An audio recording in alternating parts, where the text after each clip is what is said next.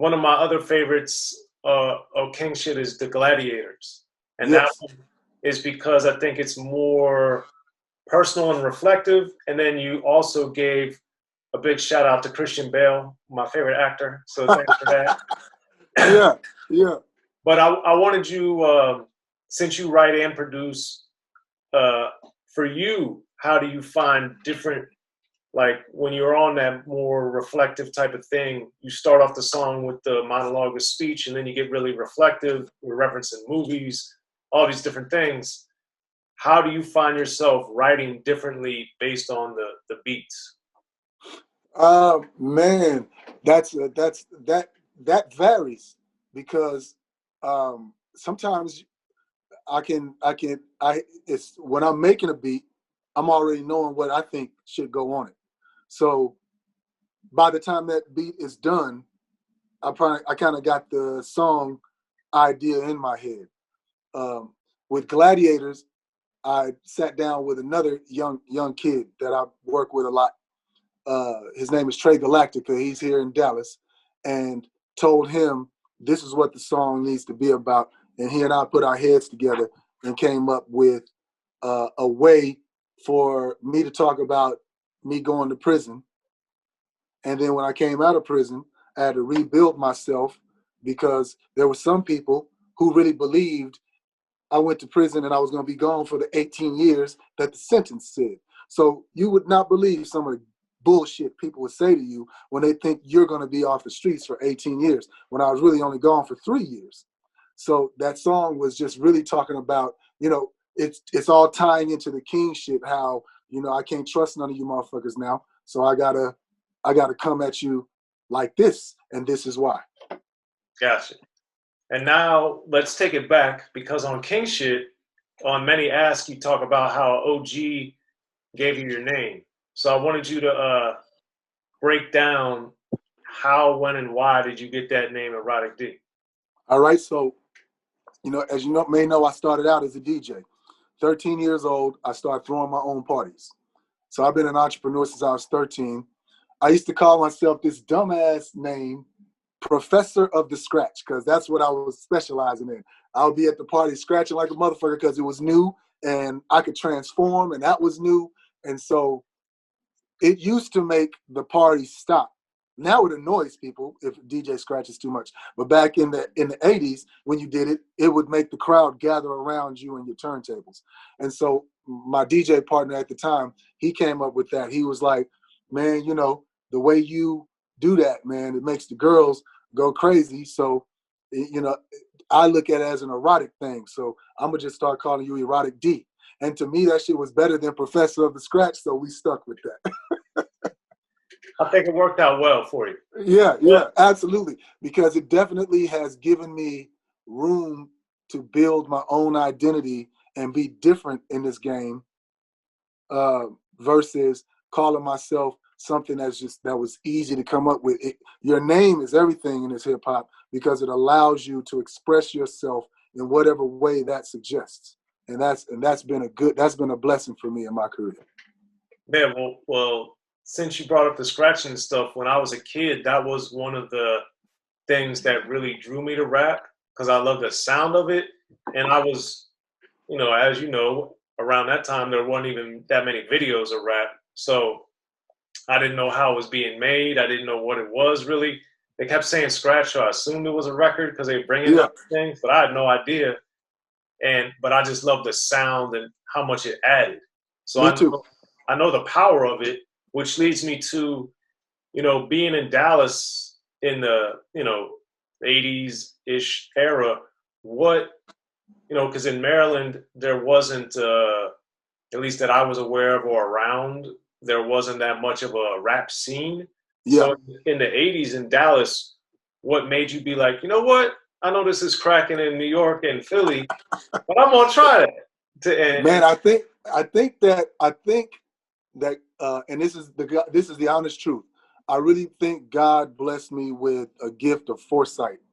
And when I first memorized the lyrics to Rapper's Delight, I would run around rapping along with the whole song.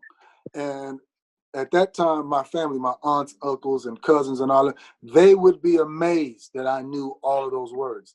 They would make me do it for other people.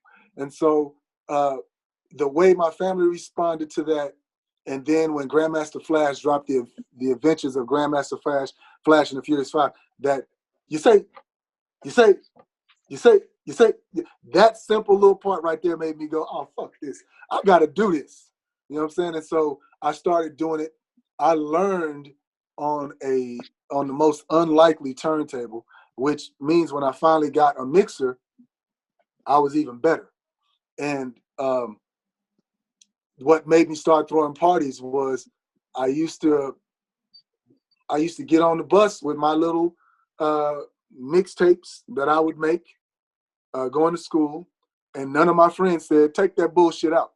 All of my friends was like, play that shit you were playing yesterday. And that right there, I give my high school friends all the credit for me being who I am today, because as we know, our friends, their words carry a lot of weight. And all of my friends, they worked the doors for me at my parties. They provided the ride. Whenever I see house party and I see Martin having to get a ride with his speakers and shit to the party, that was me. You know what I'm saying? So I'm like, all of those homies are still in my life today. They don't work for me anymore or help me anymore, but they still support me. Even all my social media, they're all still there. And I just felt like when I threw my first party, my money looked like, at the time I didn't know it, but it looked like drug dealer money. And so that was just the fuel I needed to keep doing it. And it just was a graduation from I want to play these records to I want to do these records. I want to make the records I'm playing. I think I got a little kind of hyped up watching how people respond to certain records. And I wanted to be responded to like that. Not just the guy that's playing it, but now I want to be the guy who they talk about, can you come play this record? And that's, I remember my dad telling me, you ain't gonna ever make any money doing that, but he never told me not to do it. And I was cussing way before 6 in the morning. My mom used to tell me, you don't want to get played on the radio, do you? I'm like, Mom, they don't even play rap on the radio. So I just felt like it's not going to be a fad. It's something that's here to stay. I feel it in my bones. So I'm going to do this shit. That's really what I did. So that leads me to a number of questions. With the first things I really knew out of Dallas was, of course, the Feel the Fresh crew. But later there was like the different spelling of the name, and then, flowing with the rhythm, all this different stuff. So what? This man said flowing with the rhythm. Oh shit. So my question is, at what point did you get affiliated with them and really start to get to know and be around D.O.C? So here's the thing that really makes me the king. Like, here's the thing that really, like, I can stand on saying I'm the king. Every story that you can tell from Dallas, Fort Worth can't be told without me being in it. Early Feel Fresh crew, late Feel Fresh crew, Talking Horse Records, even the only one I didn't interact with in the early days was Vanilla Ice, which that came later. But everybody in the 80s, Dallas had just as big a rap scene as we have right now. And people just didn't know it because everybody was of the belief that nobody wanted to hear rappers from Dallas rapping. But within Dallas, we were a big community, Erykah Badu included. And I started being involved with Dr. Rock because remember now I was the triple threat. I was the DJ, writer of raps, and producer. So Dr. Rock really made scratching famous here, popular here, and he was the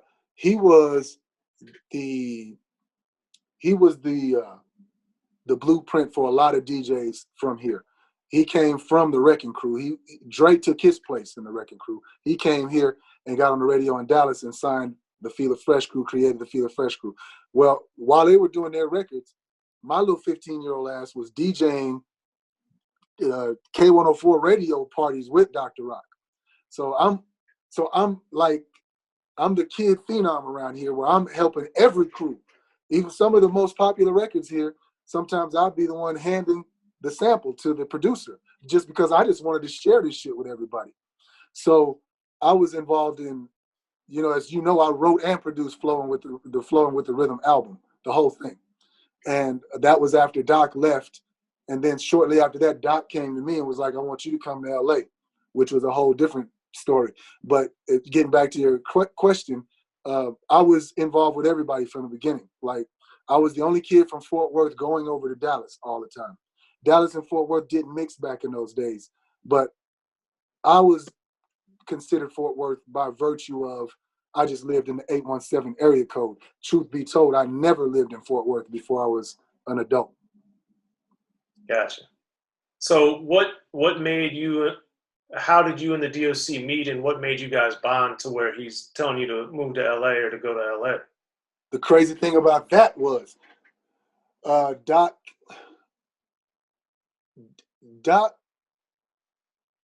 had the hit record, I Hate to Go to Work, with Feel Fresh crew. And then they did The Toughest Man Alive with Dre and Easy and all of them.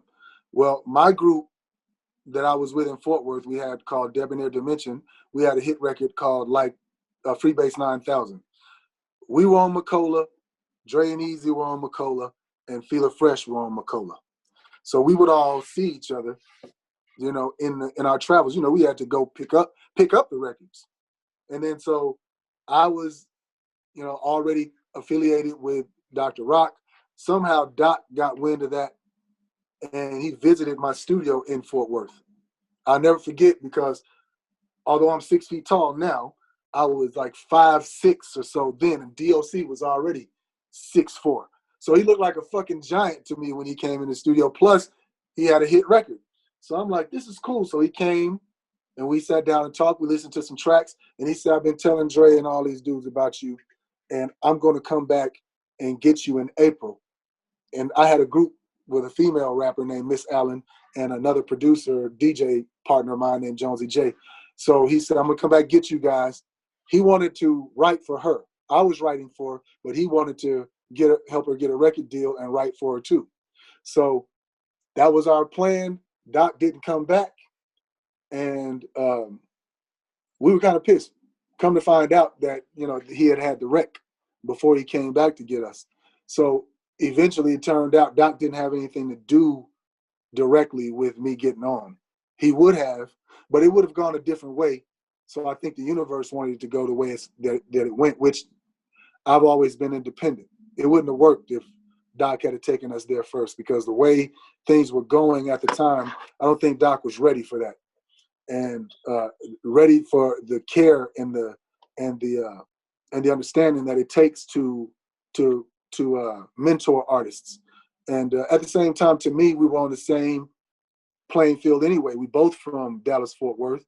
We're both popular at home, and we're both extraordinarily good at what we do versus everybody else at home too. We both stood out. So I think I will credit Doc for his ability to see that I was different from all the other producers. And that move was totally on him, coming at me. Even with Helter Skelter, that was Doc's idea. I didn't have to do any demos to get the job or none of that. Well, before we get to Helter Skelter, I had a couple questions. So did you, I never knew the real answer to this. So I knew of Section 8 Mob being from DC. So did you really work with them on the Controlled Dangerous Substance album? Was that you that was doing that? I did all of their best records on that record, yes. Because I knew them from DC, and then of course a couple years later they signed with Tommy Boy. But the Hustler, the Murder Cap, Caught Up in the Section. I did all that. Ketchup on my hot dog. I hated the ketchup on my hot dog on my beat, dog. I hated it with a passion. But so how did you work with them if they're from? I was always very confused about that. So they were. So first of all, I'm the king. And the king gets around. No, they actually live in Atlanta now. Okay. And D.O.C was living in Atlanta. Rodney G, who briefly managed all of us at some point, me, Doc, Breed, Outkast. He's managed a lot of us, but he's got a loose management style where we still do what we want with other people. And Section 8 went to him and asked him to get me to do the record. And so they flew me to Atlanta, gave me a couple of trash bags full of money, but they rubbed me the wrong way. So this is how I didn't have anything to do with, like, I would have objected to catch up on my hot dog, but we didn't really get along. Sometimes you don't really get along with the artists. And normally I don't produce people like that. But at this time I was young and wanted to make a name for myself, and I wanted that money. So we sat up, they picked through all the beats. I laid them down in the studio for them, got my cash, came back to Texas. I wasn't involved with any of the writing of the lyrics and any of the recording like I normally am. And as a result, I think they were trying to get me too, because they never gave me a copy of the album. I didn't even hear the album for years. Wow. Okay. Yeah, I heard it on YouTube for the first time. And we were all on the same label at that time. Dick Griffey distributed that. And, you know, I've always been an independent label owner. I had my own label with Dick Griffey while I was working with Dre and Doc back in the day. Yeah, Solar. Yep. Yeah. Okay.